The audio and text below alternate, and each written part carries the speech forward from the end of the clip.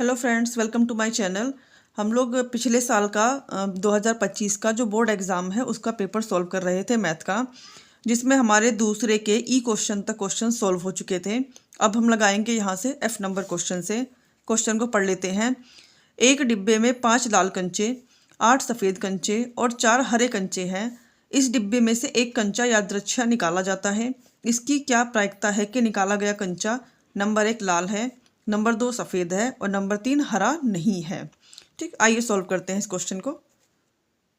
तो हमने यहाँ पर लिख लिया है कि हमारे संभव परिणाम कुल कितने होंगे, कुल कंचों की हमारी संख्या जितनी होगी। और यहाँ पेपर में हमारे पास 5 लाल कंचे हैं, 8 सफ़ेद कंचे हैं और 4 हरे कंचे हैं। तो पहले हम इन सबको लिख लेते हैं और जोड़ लेते हैं। तो लाल कंचे हमारे पास कितने हैं, लाल कंचे, हरे कंचे, लाल कंचे, हरे कंचे और सफ़ेद कंचे तो लाल कंचे हमारे पास कितने हैं, लाल हमारे पास है 5, हरे कंचे हमारे पास कितने हैं 4 और उसके बाद सफ़ेद कंचे हमारे पास कितने हैं 8। ये हो गया। तो कुल कंचे हमारे पास कितने होंगे, कुल कंचों की संख्या बराबर 5 + 4 + 8। हम इसको लिख लेंगे 5 + 4 + 8 और उसके बाद इसको जोड़ लेंगे। कितना हो जाएगा हमारा, ये हो जाएगा 17। कुल कंचों की संख्या हमारे पास कितनी हो गई, 17 हो गई। अब पहले क्वेश्चन में हमें क्या दिया गया है कि जब हम एक कंचा निकालते हैं तो इसकी क्या प्रायिकता है कि वो लाल है। तो नंबर 1 लाल कंचा आने की प्रायिकता, लाल कंचा आने की प्रायिकता। तो इसको हम क्या लिखेंगे, प्रोबेबिलिटी या प्रायिकता रेड कंचा आने की क्या हो जाएगी। देखिए अनुकूल परिणाम हमारे कितने हैं, 5 हैं, क्योंकि 5 ही हमारे पास लाल कंचे हैं। कोई भी कंचा हम निकालेंगे अगर वो लाल है तो वो इन्हीं 5 में से आएगा। तो अनुकूल परिणाम हमारे कितने हैं, 5 और कुल परिणाम हमारे कितने हैं, 17। तो ये हो जाएगा हमारा 5/17। नंबर 2 हमारा क्या है, नंबर 2 में कहा गया है कि जो निकाला गया कंचा है वो सफ़ेद है, इसकी क्या प्रायिकता है। तो लिख लेंगे हम यहाँ पर कि सफ़ेद कंचा आने की हमारी प्रायिकता, सफ़ेद कंचा आने की प्रायिकता। तो सफ़ेद कंचे हमारे कुल कितने हैं, सफ़ेद कंचे हमारे पास 8 हैं। तो अनुकूल परिणाम कितने हो गए, 8। कुल कंचे हमारे पास 17 हैं, तो कुल परिणाम कितना हो गया हमारा, 17। तो ये हो गया हमारा सफ़ेद कंचे आने की प्रायिकता। अब थर्ड में देखिए हमसे क्या पूछा है। थर्ड में पूछा है कि जो कंचा है वो हरा नहीं है। इसको लगाने के 2 तरीके हैं। या तो आप क्या करें कि हरा कंचा आने की प्रायिकता निकाल लें और उसके बाद उसको एक में से घटा दें, या फिर अगर कंचा हरा नहीं आएगा, जैसे कंचा हरा ना आए, इसकी प्रायिकता हमें निकालनी है। अगर हरा कंचा नहीं आएगा तो जाहिर सी बात है कंचा या तो लाल होगा या सफ़ेद, इन्हीं दोनों में से होगा। तो आइए लगाते हैं। मैं इसका दूसरा वाला जो मेथड है जो मैंने बताया मैं उससे लगा रही हूँ। सबसे पहले हम हरा कंचा आने की प्रायिकता निकाल लेंगे। यहाँ पर लिख लेते हैं हरा कंचा आने की प्रायिकता, हरा कंचा आने की प्रायिकता। तो हरे कंचे हमारे पास कितने हैं, 4 हरे कंचे हैं। तो अनुकूल परिणाम 4 और कुल परिणाम कितना हो गया, 17। अब हमें क्या निकालना है, हरा कंचा नहीं आने की प्रायिकता। तो हरा कंचा नहीं आने की प्रायिकता, तो हम क्या करेंगे, नहीं आने की प्रायिकता के लिए इसको हम 1 में से घटा देंगे। 1 - 4/17। यहाँ पर एक एलसीएम ले लेंगे और फिर 17 हमारा एलसीएम आ गया। 17 की यहाँ गुणा करेंगे, 17 - 4, 17 में से हमारा 4 जाएगा तो कितना बचेगा, 13, 13/17। तो यही हमारा जो थर्ड क्वेश्चन है उसका आंसर है। इसके साथ ही ये वाला क्वेश्चन जो हमारा है दूसरे का एफ कंप्लीट हो गया है। चलते हैं हम लोग अगले क्वेश्चन पर। तो क्वेश्चन नंबर 3 पे हम आ गए हैं। क्वेश्चन नंबर 3 क्या है हमारा, संख्याओं की उस सूची के प्रथम 24 पदों का हमें योग ज्ञात करना है जिसका nवां पद हमें दिया है 3 + के 2n से दिया जाता है। आइए लिख लेते हैं इस क्वेश्चन को। अच्छा, फॉर्मूले से अगर हम लिखते हैं तो हमारे nवें पद का फॉर्मूला क्या है, nवां पद हमारा क्या होता है, a + के n - के 1 × d। और फिर अगर हम यहाँ से d के अंदर गुणा करते हैं तो a + के d की यहाँ गुणा कीजिए nd - के d। और हमारा nवां पद कितना दिया गया है, 3 + के 2n हमारा nवां पद दिया गया है। a + के n d - के डी। अब अगर हम दोनों ओर से तुलना करें तो क्या करेंगे, इन दोनों को पहले एक साथ लिख लें, a माइनस के डी और प्लस के एन डी। यहाँ पर 3 प्लस के 2 एन। अब देखिए a माइनस डी के बदले तो हमारा ये लिखा हुआ है और एन डी के बदले हमारा क्या लिखा हुआ है, ये। तो अगर हम दोनों ओर तुलना करें, दोनों पक्षों की तुलना करने पर, दोनों पक्षों की तुलना करने पर, तो उससे हमारा क्या होगा, एन डी के बदले हम 2n लिखेंगे। एन डी बराबर हमारा क्या हो जाएगा, 2n। एन से n हमारा कट गया तो डी बराबर हमारा कितना आ जाएगा, 2। अब डी बराबर हमारा 2 आया है तो a माइनस डी किसके बराबर है, 3 के। a माइनस के डी बराबर 3। यहाँ पर d का मान रखेंगे, d का मान हमारा 2 आया है बराबर 3। फिर इसको राइट साइड पे भेज देंगे तो a बराबर हो जाएगा 3 प्लस के 2 मतलब कि 5। a का मान हमारा कितना आ गया, 5। अब उसने क्या कहा है क्वेश्चन में हमें आगे कि संख्याओं की उस सूची के प्रथम 24 पदों का हमें योग ज्ञात करना है। तो n का मान हमारा कितना हो गया, 24। हमें 24 पदों का योग ज्ञात करना है। तो सबसे पहले मैं फॉर्मूला लिख दे रही हूँ, n पदों का योग। n पदों के योग का हमारा फॉर्मूला क्या होता है, Sn बराबर n/2 2a plus n minus के 1 इंटू डी। ये हो गया। और यहाँ पर हमें कितना दिया हुआ है, n का मान 24। तो S 24 बराबर 24/2, 2 गुणे a का मान हमारा कितना आया था, 5 प्लस n का मान हमारा कितना है, 24 और माइनस 1 गुणे d का मान हमारा कितना आया था, 2। ये हमने लिख दिया। इससे कैंसिल करेंगे तो कितना हो जाएगा हमारा, 12। 2 की गुणा 5 में करेंगे हो जाएगा 10। 24 में से 1 गया, बचा 23 और 23 दूनी 46। ये हो गया। उसके बाद क्या करेंगे, S 24 बराबर 12, 10 और 46 को अगर हम जोड़ेंगे तो हमारा कितना आ जाएगा, 56। और 56 की और अगर हम 12 की गुणा करते हैं तो हमारा आ जाएगा 672। तो इसके साथ यही इसका हमारा आंसर है और ये क्वेश्चन भी सोल्व हो गया है। आइए चलते हैं अगले क्वेश्चन पे। इसी में जो एक अथवा में क्वेश्चन दिया हुआ है, क्या दिया हुआ है, देखिए ये क्वेश्चन बहुत इंपॉर्टेंट है। इस टाइप का क्वेश्चन जो है बराबर आता है बोर्ड एग्जाम में। इसमें दिया है 2 अंकों से बनी एक संख्या एवं उसके अंकों को उलटने पर बनी संख्या का योग 66 है। यदि संख्या के अंकों का अंतर जो है वो 2 हो तो संख्या ज्ञात कीजिए। आइए लगाते हैं इसको। तो ये क्वेश्चन हमारा तीसरे का अथवा वाला क्वेश्चन है। और सबसे पहले हम मान लेते हैं, जब 2 अंकों की हमारी संख्या है, अगर 2 अंकों की कोई भी संख्या होती है, मान लिया 23 ही है, तो इसमें एक इकाई का अंक होता है और एक दहाई का अंक होता है। तो हमें इकाई और दहाई दोनों का एक एक अंक मान लेना है। माना इकाई का अंक बराबर x, माना इकाई का अंक कितना हो गया हमारा x, और अगर इकाई का अंक हमारा x है तो मान लिया हमने कि दहाई का अंक हमारा कितना हो जाएगा y। ठीक।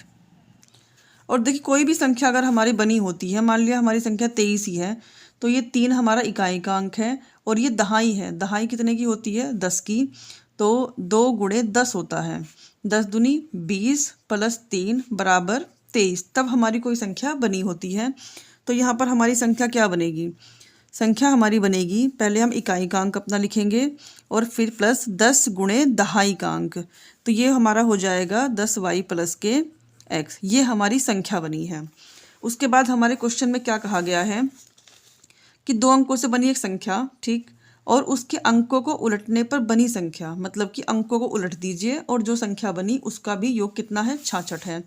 मान लिया कोई संख्या हमारी 23 है, अंकों को उलटने पर संख्या हमारी क्या हो जाएगी, 32। इकाई को दहाई बना दीजिए और दहाई को इकाई बना दीजिए, तो ये संख्या हमारी बनती है। तो अब हम क्या करेंगे, अंकों को उलटने पर बनी संख्या लिखेंगे। तो अंकों को उलटने पर हमारी क्या संख्या बनेगी, इकाई वाले को हम दहाई पे कर देंगे और दहाई वाले को इकाई पे कर देंगे, तो 10x प्लस के y। उसके बाद इसने कहा है कि जो हमारी पहली संख्या थी और जो उलटने पर बनी हुई है, इन दोनों संख्याओं का योग हमारा कितना है, 66 है। तो दोनों को हम जोड़ देते हैं, हो गया ये 10y प्लस के x और प्लस 10x प्लस के y। ये संख्या और ये संख्या दोनों को जोड़ने पर कितना आ रहा है, 66। ये क्वेश्चन में कहा गया है। अब 10x और 1x कितना हो गया हमारा, 11x। 10y और 1y कितना हो गया हमारा, 11y बराबर 66।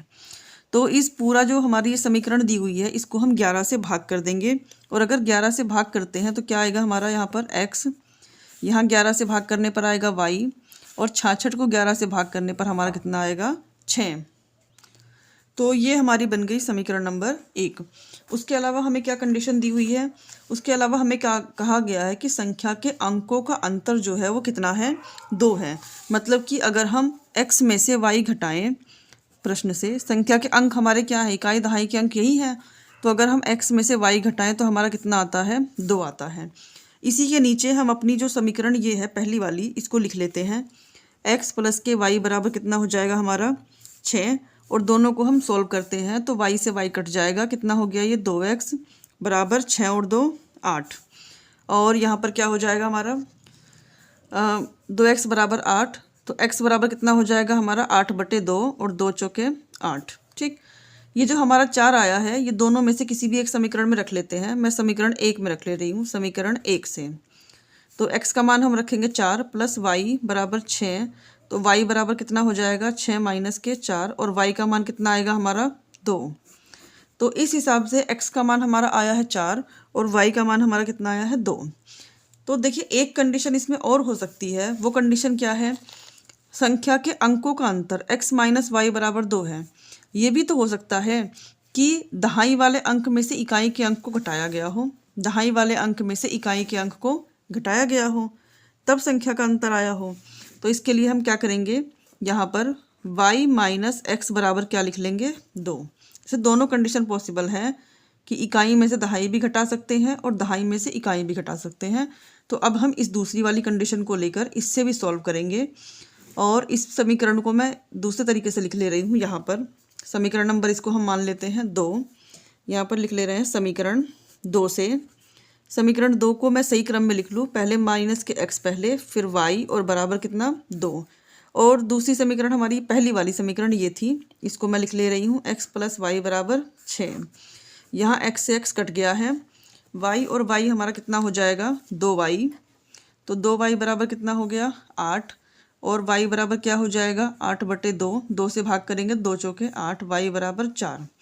ठीक, इस कंडीशन में हमारा y बराबर क्या होगा 4 होगा।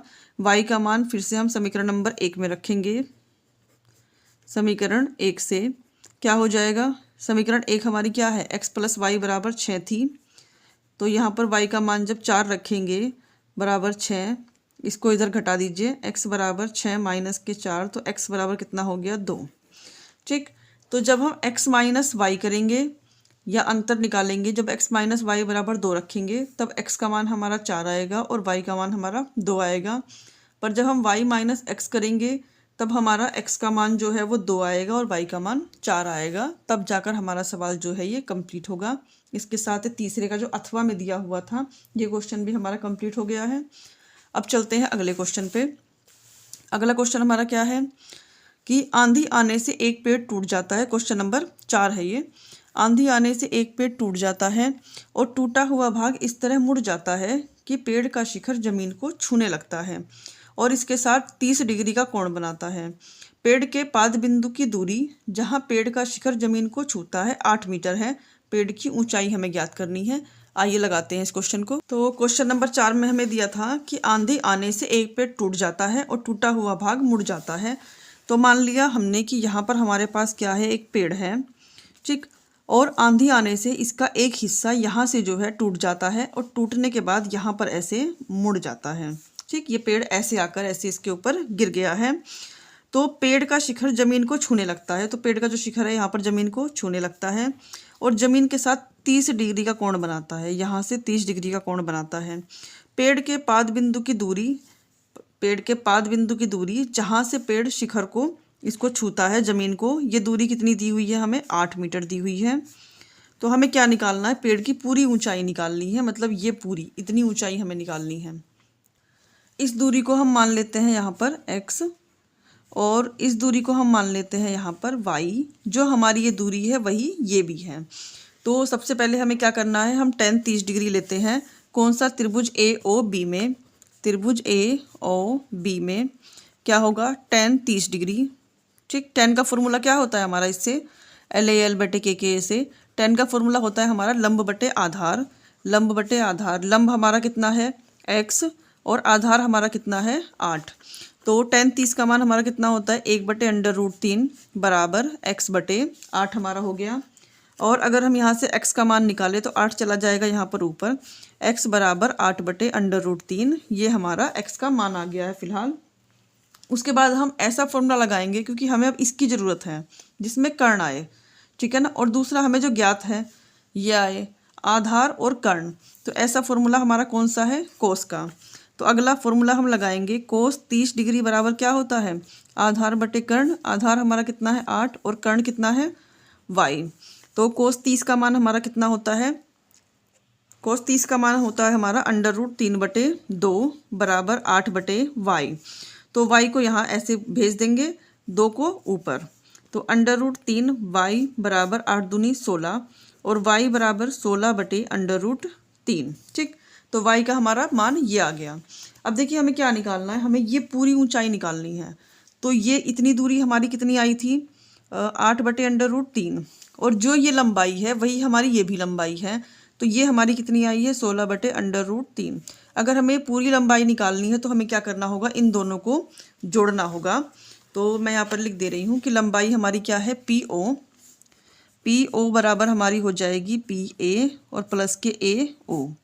तो PA का मान हमारा कितना दिया हुआ है 8/√, PA का मान 16/√3 और दूसरे वाले का मान हमारा कितना दिया हुआ है 8/√3। क्योंकि दोनों के हर क्या हैं, बराबर हैं, तो हम पहले √3 लिख लेते हैं, उसके बाद 16 + 8 कर लेंगे, कितना हो गया हमारा 16 और 8 हो गया हमारा 24/√3। अब हमें हर का परिमेयीकरण करना होगा, तो उसके लिए हम क्या करेंगे, √3 से ऊपर भी गुणा और √3 से नीचे भी गुणा।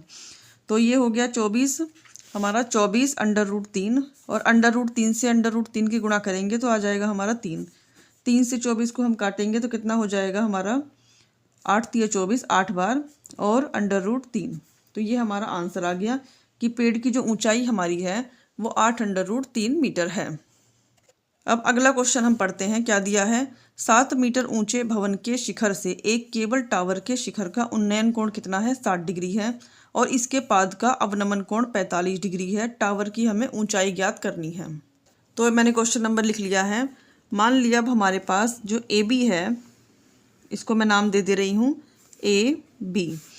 मान लिया हमारे पास AB जो है केबल टावर है और फिर यहाँ पर एक और हमने मान लिया भवन जिसका नाम क्या है CD एक भवन है और भवन की ऊंचाई हमें क्वेश्चन में कितनी दी हुई है 7 मीटर।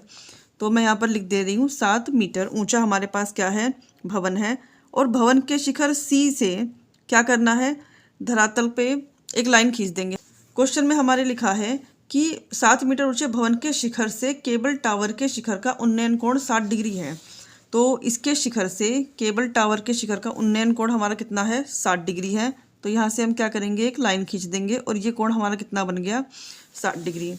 उसके बाद और इसके पाद का अवनमन कोण कितना है 45 डिग्री है, मतलब कि टावर के जो पाद का अवनमन कोण कितना है 45 डिग्री है। तो यहाँ पर क्या हो गया 45 डिग्री और इसको भी हम यहाँ से मिला देंगे।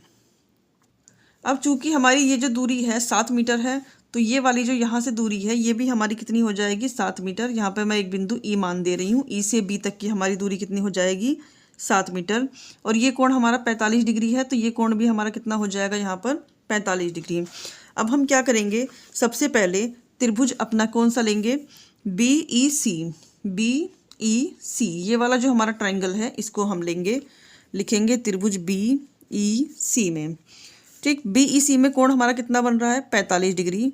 तो tan 45, tan थीटा बराबर क्या होता है हमारा, फिर से इसी फॉर्मूले से LAL/K से लंब बटे आधार। तो लंब हमारा कितना है, लंब हमारा 7 मीटर है और आधार हमारा कितना है, आधार हमें नहीं पता है इसका, ठीक है। और एक बात और देखिए आप, यहाँ पर जो है ये एक आयत बना हुआ है, तो ये वाली भुजा इस वाली भुजा के बराबर होगी और ये भुजा इस वाली भुजा के बराबर होगी। तो मैं यहीं पे लिख दे रही हूँ, चाहे आप ये वाला ट्राइंगल ले लीजिए चाहे आप ये वाला ट्राइंगल ले लीजिए, बात एक ही है। तो लंब हमारा है 7 और आधार हमारा कितना है, मैंने CE लिख दिया यहाँ पर CE, ठीक। उसके बाद tan 45 का मान हमारा होता है 1 बराबर 7/CE। CE की यहाँ पर गुणा करेंगे तो CE बराबर कितना हो गया 7। CE का मान भी 7 ही है और इस DB का मान भी 7 है, आप चाहे जिसको लें। उसके बाद हम क्या लेंगे, अपना त्रिभुज AEC में हमारा त्रिभुज AEC जो ये ऊपर वाला जो बना हुआ है ये ट्राइंगल में, तो यहाँ पर हमारा tan 60 डिग्री कितना होगा, tan थीटा बराबर लंब बटे आधार। तो लंब कितना है AE और आधार कितना है CE। अब tan 30 का मान कितना है हमारा √3 और AE का मान हमारा कितना है हमें नहीं पता। CE का मान कितना है हमारा, CE का मान हमारा आया है 7, यहाँ पर हमने 7 रख लिया। AE का मान निकालने के लिए यहाँ पर मल्टीप्लाई कर दीजिए। AE बराबर कितना हो जाएगा हमारा 7√3। अब केबल टावर की हमें पूरी ऊंचाई निकालनी है, तो केबल टावर की ऊंचाई हमारी कितनी होगी, केबल टावर की ऊंचाई बराबर कितनी है AE और प्लस के EB होती है, या इसमें होगी AE प्लस के EB। AE का मान हमारा कितना दिया हुआ है 7√3 और EB AE प्लस के EB, तो सॉरी AEB का मान हमारा 7 दिया हुआ है और AE का मान जो है वो हमारा अभी आया है कितना 7√3। तो 7 प्लस के 7√3, यहाँ से हम क्या करेंगे 7 कॉमन ले लेंगे, तो क्या बचेगा हमारा 1 प्लस के √3, या फिर आप इसको भी ऐसे भी लिख सकते हैं 7√3 प्लस 1 एक ही बात है। तो ये हमारी क्या हो गई, केबल टावर की पूरी ऊंचाई हो गई। अब चलते हैं अपने अगले क्वेश्चन पे, क्वेश्चन नंबर 5 पे क्या लिखा है, 7 सेंटीमीटर भुजा वाले घनाकार ब्लॉक के ऊपर एक अर्धगोला अध्यारोपित है। अर्धगोले का अधिकतम व्यास क्या हो सकता है और इस प्रकार बने ठोस का पृष्ठीय क्षेत्रफल हमें क्या करना है, ज्ञात करना है। तो यहाँ पर मैंने इसका चित्र बना लिया है। ये हमारे पास क्या है, घनाकार ठोस है जिसकी भुजा कितनी है 7 सेंटीमीटर है और इसके ऊपर एक अर्धगोला रखा हुआ है। देखिए अर्धगोला इसकी इस भुजा के ऊपर जो है यहाँ पर रखा हुआ है, तो इसीलिए अर्धगोले की का जो व्यास होगा वो हमारा कितना होगा, वो भी 7 सेंटीमीटर ही होगा। क्वेश्चन नंबर हमारा ये था 5, तो हम यहाँ पर लिख लेते हैं जो भी दिया गया है। तो यहाँ पर मैंने लिख लिया है कि जो अर्धगोला है उसका व्यास हमारा कितना दिया हुआ है 7 सेंटीमीटर, और अगर अर्धगोले का व्यास 7 सेंटीमीटर है तो उसकी त्रिज्या कितनी होगी हमारी 7/2 सेंटीमीटर। घन का जो एक किनारा है वो कितना दिया हुआ है 7 सेंटीमीटर। अब देखिए पूरे ठोस का अगर हमें निकालना है तो ठोस का पृष्ठीय क्षेत्रफल हम कैसे निकालेंगे, पूरा जो घनाकार आकृति है उसका संपूर्ण क्षेत्रफल प्लस क्या होगा अर्धगोला जो ये है इसका पूरा पृष्ठीय क्षेत्रफल। पर इसमें जो ये वाली हमारी साइड है घन वाली, ये अर्धगोले के साथ भी गिनी जा रही है और ये हमारी घन के साथ भी कैलकुलेट हो रही है। इसीलिए हम क्या करेंगे, जो अर्धगोले का जो आधार वाला हिस्सा है वो इसमें से घटा देंगे, आधार का क्षेत्रफल घटा देंगे ताकि इसकी गणना जो है वो 2 बार ना हो। अब यहाँ पर हमारा घनाकार ब्लॉक का संपूर्ण क्षेत्रफल क्या होता है 6 गुणे भुजा का स्क्वायर। तो भुजा हमारी L है या किनारा हमारा L है, और उसके बाद अर्धगोले का पृष्ठीय क्षेत्रफल होता है 2πr², और गोले के या अर्धगोले के जो आधार होता है ये वाला हिस्सा, इसका क्षेत्रफल हमारा क्या है πr²। अब हम इसमें मान रखते हैं बराबर 6 गुणे L का मान कितना है हमारा 7 का स्क्वायर, और 2π 2 गुणे पाई का मान हमारा है 22/7, r का मान भी हमारा 7/2 ही है, माइनस पाई का मान हमारा 22/7 और r का मान हमारा 7/2 इसका स्क्वायर। अब यहाँ पर हो जाएगा हमारा 6 गुणे 7 का वर्ग होता है 49, और प्लस यहाँ पर थोड़ा सॉल्व कर लेंगे इसको 2 गुणे 22/7, इसका स्क्वायर है तो इसको 7/2 गुणे 7/2 लिख लेंगे, माइनस 22/7, इसका भी स्क्वायर है तो 7/2 गुणे 7/2 लिख लेंगे।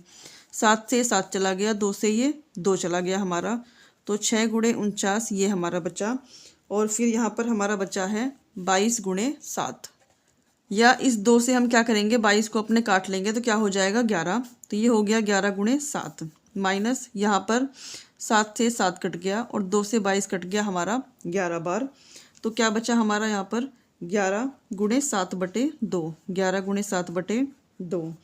अगर हम इन दोनों की आपस में मल्टीप्लाई करते हैं तो हमारा आ जाएगा 294, और 11 की गुणा 7 में करेंगे तो हमारा 77, और ये हो जाएगा 77/2। उसके बाद आप क्या करेंगे, इसके नीचे 1 मान लेंगे और 2 को हम क्या करेंगे एलसीएम ले लेंगे।